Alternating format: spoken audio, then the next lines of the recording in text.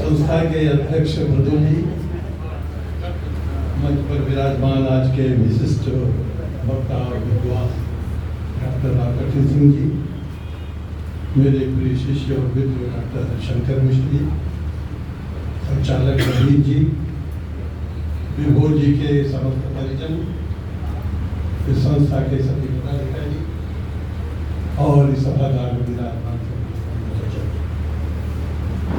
सबसे पहले मैं विभोर जी की स्मृति को नमन करता हूँ, उनके प्रति श्रद्धांजलि अर्पित करता हूँ और फिर आप सम्मानित साहित्यकारों को अपनी ओर से बधाई देता हूँ।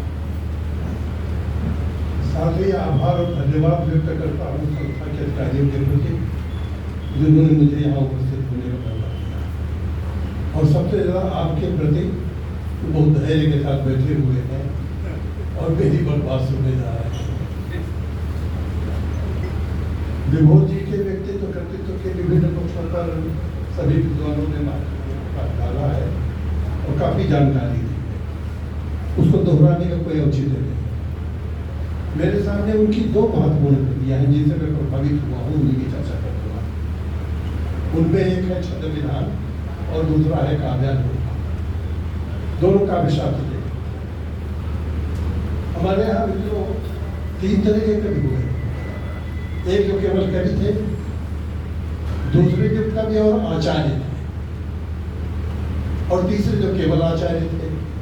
काव्य शास्त्र की चर्चा किया करते थे लेकिन लिखना नहीं जानते थे या लिखने की कोशिश नहीं करते। इनकी बड़ी लंबी परंपरा है। यह माना जाता था कि कवि तो काव्य रचना करता है और उसका आस्वादन, उसका मूल्यांकन आचार्य ही कर सकता है। कवि करोति काव्यानि रसम जानते पंडिता, कन्या या अरूपलावण्यम पति वेत्ति न च पिता। जैसे कन्या के सौंदर्य को उसका पति ही समझ सकता है, पिता नहीं समझ सकता, उसी तरह से रचना का आनंद, रचना प्रक्रिया का स्वरूप, उसका वैज्ञानिक विश्लेषण आचार्य ही कर सकता है। ये परंपरा बड़ी पुरानी है। संस्कृत काव्य शास्त्र का आरंभ आचार्य भरत से लीजिए या उसके पहले आगे पुराण से ले लीजिए, हजारों वर्षों। विश्व का सबसे प्राचीन काव्यांश संस्कृत के माध्यम से आपको प्राप्त होगा और उसी के उत्तराधिकारी होने के नाते हिंदी में परंपरा विकसित हुई। तो आप ये देखें कि भक्ति काल से लेकर और समूचे दीर्घकाल, मध्यकाल माने 18वीं शताब्दी तक निरंतर ये विमर्श चलता रहा कि कविता क्या है, सही कविता की पहचान क्या है, उसके मूल तत्व क्या है, उसके उपादान क्या है, काव्य के गुण क्या है, काव्य के दोष क्या है, काव्य का प्रयोजन क्या है, काव्य का स्वरूप क्या है। इसी सबका सम्मिलित नाम है काव्य शास्त्र। उसको वाङ्मय विमर्श भी कहते हैं, काव्य विद्या भी कहते हैं, काव्य कल्प भी कहते हैं, लेकिन प्रचलित नाम है काव्य शास्त्र। संस्कृत परंपरा में काव्य चर्चा के 6 संप्रदाय लक्षित हुए, जिनमें सर्वोपरि आदर्श संप्रदाय, फिर अलंकार संप्रदाय, फिर ध्वनि संप्रदाय, फिर वक्रोक्त संप्रदाय, फिर औचित्य संप्रदाय। मैं इनके विस्तार में नहीं जाऊंगा, वैसे भी काव्य शास्त्र बड़ा नीरस विषय है। कविता जितनी सरस होती है, काव्य शास्त्र उतना ही नीरस होता है। केवल ये बताना चाहता हूँ कि ये वाङ्मय विमर्श का इतिहास बड़ा बड़ा ईसा के 6000 वर्ष 3000 वर्ष पूर्व तक। तो उस परंपरा से पालित आपका हिंदी साहित्य बहुत कुछ हो संस्कृत वाङ्मय के बीज को आगे विकसित करता हुआ अब वृक्ष के रूप में उपस्थित है, उसके स्वरूप का आरंभिक परिचय में होना चाहिए। आज से लगभग 300 वर्ष पहले गुजरात में कच्छ क्षेत्र में महाराज बड़ौदा की कृपा से मुझ में कविता की पाठशाला शुरू की गई, जहाँ कविता का प्रशिक्षण दिया जाता था। बाकायदे पाठ्यक्रम था, बाकायदे शिक्षक बुलाए जाते थे, बाकायदे अलग अलग तरह के अध्याय निर्धारित करके फिर उनकी परीक्षाएं होती थी और फिर उसके आधार पर उपाधियां दी जाती थी। जैसे आज बीए अलग उपाधियां दी जाती है।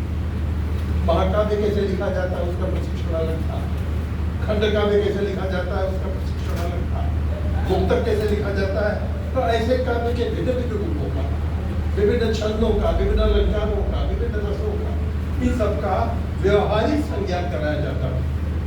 बड़े बड़े कवि उससे निकले और 250 वर्षों तक पाठशाला चलती रही।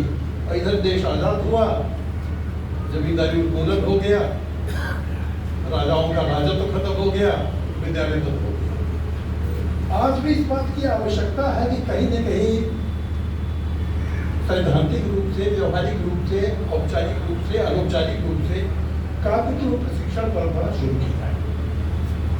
वैसे तो लोग अगल बगल कहीं उस्ताद कर लिया करते थे, किसी को कवि गुरु बना लेते थे, उससे जचवा लिया करते थे और उसमें संशोधन लगा दिया करता था, तो जरा संतुष्ट हो जाती थी। इधर एक प्रमाद पैदा हो गया, स्वयं वो कविया, और उनको लगा कि जो कुछ हमने पढ़ लिया है केवल वैसा और किसी के पास नहीं होगा। और खासतौर से जब मुक्त छंद का अभ्यास आ गया, छंद का भी बंधन खत्म हो गया, तो जिसकी जो इच्छा है वो लिखने लग गया। और फिर इतनी क्षमता तो मेरे के पास है ही, उसको छपवा भी ले, लोकार्पण करवा ले, समीक्षा लिखवा ले, शोध करवा ले, तो वो परंपरा चलता। उसकी वजह से काव्य की गुणवत्ता दिनों दिन कम होती चलती है। जब कोई अंकुश नहीं रहता है, उस पर कोई नियंत्रण नहीं होता है, अपने निजी ज्ञान के आधार पर उन्होंने छंद रचना सीख ली है, लेकिन उस छंद में कहाँ के अनिष्टकारी तत्व है। ऐसे ऐसे विधान है, नीरव जी बैठे हुए हैं, बहुत काम किया है लोग छंद पर। एक अक्षर अगर दर्धाक्षर है काव्य के पहले लगा दें तो अनिष्ट हो जाता है, घर में कोई सर्वनाश होता है। इस प्रकार विधान किया था पिंगलाचार्य ने, उसका बड़ा व्यापक विधान बनाया। तो इसलिए वर्ण का प्रयोग करते हुए सावधानी बरतनी चाहिए कि आरंभ में कौन अक्षर आएगा, उसके बाद कौन आएगा, अंत कहाँ से होगा। बड़ा खतरनाक विषय है, क्योंकि पिंगल शास्त्र मूल रूप से नाग देवता का छात्र है, और नाग देवता आप जानते हैं वरदान भी देते हैं, अभिशाप भी देते हैं, इसलिए उनसे बचने की भी बड़ी आवश्यकता है। मैं आपको डरा नहीं रहा हूँ, क्यों अभ्यास करा रहा हूँ। हिंदी ने उन 6 संप्रदायों को घटा करके मुख्य रूप से 3 में केंद्रित कर दिया, जिसको निरूपण कहते हैं। रस निरूपण, अलंकार निरूपण और पिंगल निरूपण। पिंगल माने छंद, और एक मिला जुला कर बना दिया सर्वांग निरूपण। सर्वांग निरूपण में दोषों की चर्चा हो जाती है, गुणों की चर्चा हो जाती है, प्रयोजनों की चर्चा हो जाती है। ये परंपरा हिंदी साहित्य में लगभग 450-500 वर्षों तक चली। भक्तिकाल के जो आरंभिक कवि थे उन्होंने सिद्धांत ग्रंथ तो नहीं लिखे, लेकिन तुलसीदास के रामचरितमानस को पढ़ते हुए आप पाएंगे कि जगह जगह टोकते हुए और कुछ नए प्रयोग करते हुए चलते। कहते छंद प्रबंध विशेष विद्वाना, कहा कबीर पे कहा कदम जाना। लोगों ने चर्चा तो की, लेकिन जानते नहीं है भाव भेद रस भेद अपारा। तुम 9 रस बता रहे हो, 9 ही नहीं है, बहुत रस है, भाव बहुत है, भेद बहुत है। अब बाबा के पास इतना समय नहीं था कि अलग से काव्यशास्त्र बना डालते, लेकिन उसके नमूने को देखते हुए चलते हैं। तो इसको कहते हैं अनौपचारिक रूप से काव्यशास्त्र ज्ञान कराते हैं। बाद में आचार्य केशवदास को देखिए, देव को, धन को, मतिराम को, भूषण को, बोधाकोद को, वेदी प्रवीण को, इतने लंबी काव्य परंपरा है, इनको हमारे यहाँ आचार्य कहा गया है। और इन्होंने जो 2 ग्रंथ लिखे हैं उनको लक्षण ग्रंथ कहा गया है। लक्षण ग्रंथ का मतलब है काव्य का स्वरूप बताना और उनकी विवेचना करें, और उनसे अपेक्षा की जाती थी कि वे कवि शिक्षा की भूमिका निभाएं। उन ग्रंथों का नाम ही है कवि शिक्षा परंपरा। यानी कवियों को आरंभिक ज्ञान देने के लिए आरंभिक छंदों की जानकारी कर ले कि कितनी मात्राएं होती हैं।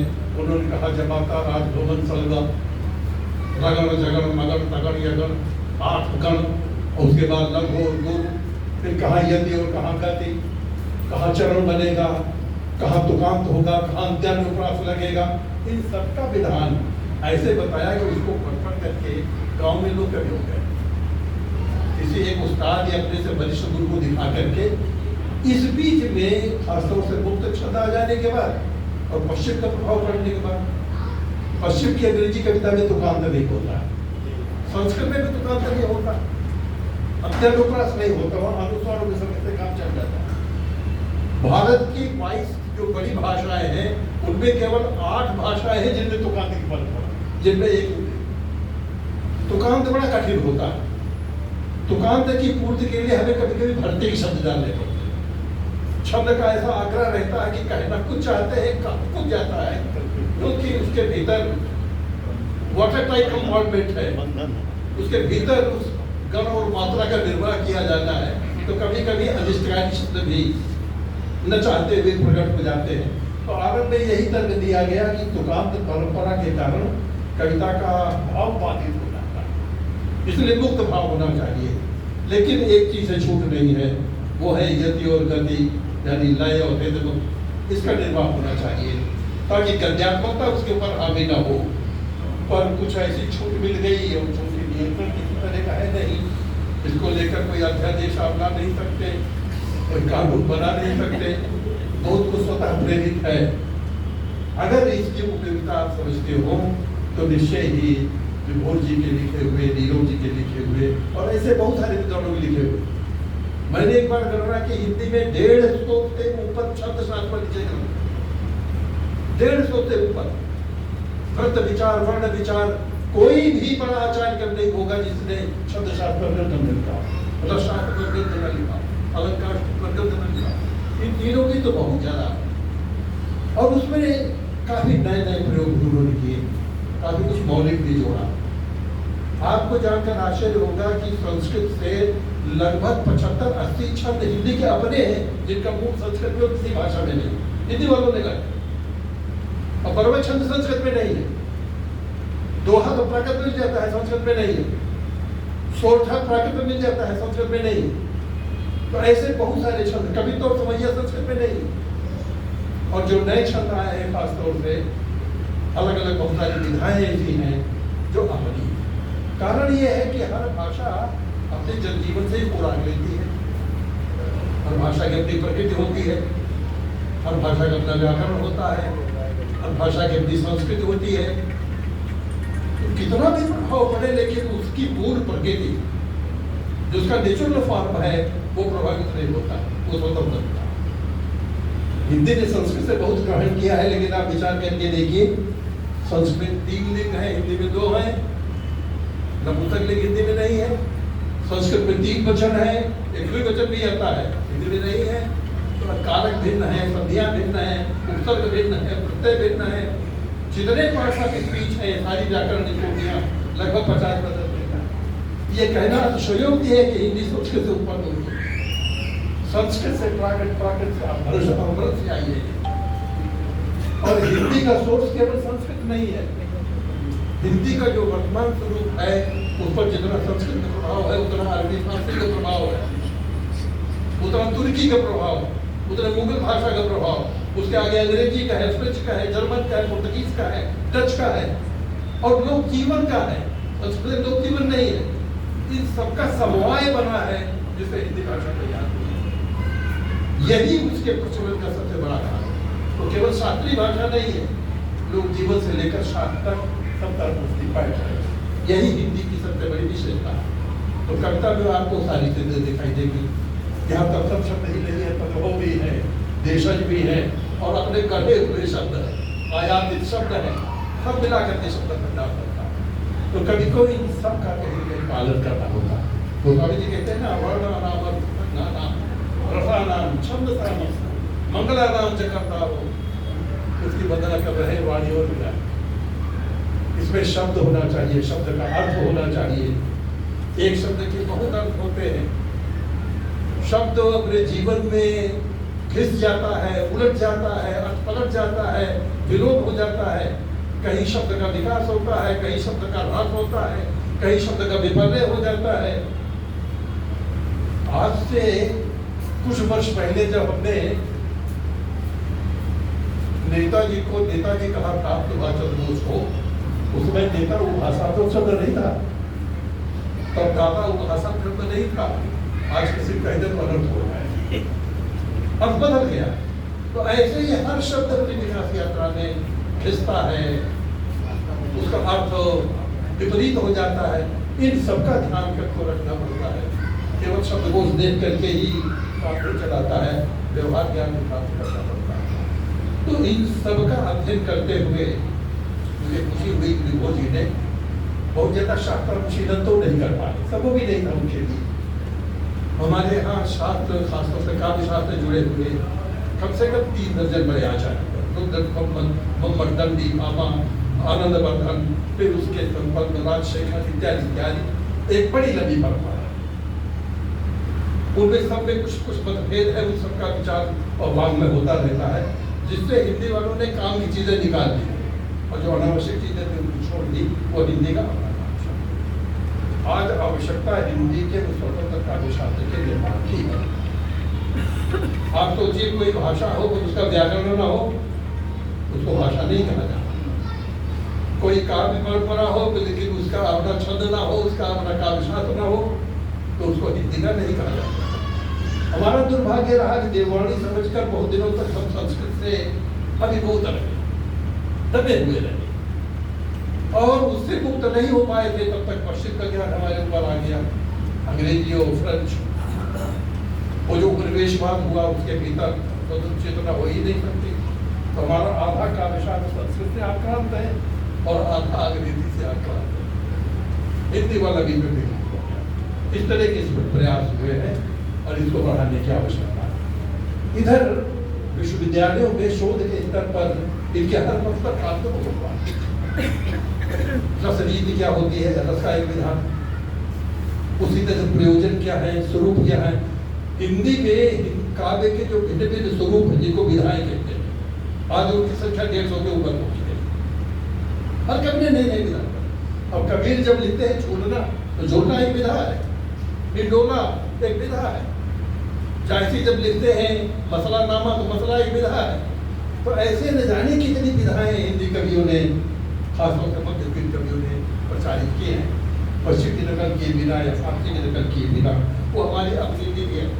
मौलिक संपदा, उसका संरक्षण हो जरूरी। एक तरह से परंपरा का वो बड़ा सकारात्मक पक्ष है, उस परंपरा से अवगत होना किसी न किसी रूप में। तो आवश्यकता इस बात की है कि जब समय निकले तो थोड़ा थोड़ा इनका संज्ञान हमारे कविबंध जरूर था। कुछ बड़ी लोकप्रिय पुस्तकें हैं, रक्षाद अलंकार पर लाला भगवान देव की किताब ले लीजिए, रामचंद्र शुभ गोस्वामी की किताब लीजिए, 100 पेज की किताबें हैं, जेब में रख के आप चल सकते हैं और उनको पढ़कर सामान्य रूप से समझ सकते हैं कि काव्य रस निष्पत्ति कैसे होती है, रस के उपादान कौन है, आलम्बन क्या होता है, आश्रय क्या होता है, उद्भाव क्या होता है, विभाव क्या होता है। बहुत ज्यादा जटिलता में पढ़ते हुए नहीं, लेकिन चूंकि रस के बिना काम नहीं चलता, छंद के बिना काम नहीं चलता, शब्द के बिना काम नहीं चलता, तो इनका आरंभिक ज्ञान काव्य रचना करने की पूर्व किसी न किसी रूप में होना चाहिए। अच्छा तो ये हो कि हम लोग औपचारिक अनौपचारिक रूप से इस तरह के विद्यालय भी नहीं चला लें। विभो जी की वही इच्छा थी। इन संस्थाओं को दायित्व दे दे कि सप्ताह में 1 दिन या महीने में 1 दिन ऐसी कार्यशाला कर लें जिसमें जो सीखना चाहते हो आए, कोई शुल्क नहीं है उसमें, लेकिन किसी बुजुर्ग को बुला करके जो छंद का मापन कर सकता हो, वो तो धागा डाल करके नापा जाता है कि कितने लंबों कितने को, और उस रूप में बता दें कि यहाँ ये निभंग हो रहा है, भैया इसको तो ना इसके जगह ये शब्द रख दो, तो अनर्थ करने से हम बच जाएंगे। और जैसा मैंने बताया कि छंद को छूना बड़ा खतरनाक होता है, नागराज की विद्या है वो, पता नहीं अख्यात रूप से क्या अनिष्ट कर जाए, तो थोड़ी सावधानी भी उस पर बरतनी चाहिए। तो इस रूप में काव्यालोक का और दूसरे शब्द विधान का अध्ययन अपेक्षित है। मैं नहीं कहूँगा कि वो छल प्रभाकर से बढ़िया करते, छल प्रभाकर को छूने की शक्ति अभी किसी में नहीं, लेकिन अपनी हर उन्होंने प्रयास किया। काव्यालोक में भी उन्होंने प्रयास किया है, कुलपति मिश्र को कोट किया है, वहाँ रूपशाही को कोट किया है, प्रतापशाही को कोट किया है, और कई सारे आचार्य जो उसकी पकड़ में आए हैं, इनकी पुस्तकें मिल गई होगी। ज्यादातर के ग्रंथ तो भी उपलब्ध नहीं है, ग्रंथावलियाँ उनकी भी छपी नहीं है, केवल उनकी पांडुलिपियाँ हैं, नागरिक विचारणी में पढ़ी होगी, हिंदी साहित्य सम्मेलन में पढ़ी होगी, कुछ पुराने पुस्तकालय में उपलब्ध है। लेकिन मुझे देख करके सुखद आश्चर्य हुआ है, वे विद्युत विभाग में काम करने वाले, डाक विभाग में काम करने वाले व्यक्ति में मेरी साहित्य की अभिरुचि हो, ये सुखद आश्चर्य है। जिनके आप परिश्रमिक है और स्वाध्याय के बल पर उन्होंने कार्य किया है, जो मित्रों मेरी दृष्टि में अनुकरणीय है, और इसीलिए मैं उनके चरणों में अपनी श्रद्धांजलि अर्पित करता हुआ यही अनुरोध करता हूँ, उनके प्रति सच्चा सम्मान यही होगा कि इस काव्य परंपरा और प्रशिक्षण की कार्यशालाएं चलाने की कोशिश कीजिए, ताकि इसका इस विधा का निरंतर उत्तरोत्तर विकास होता चले। मेरे ख्याल से यही उनके प्रति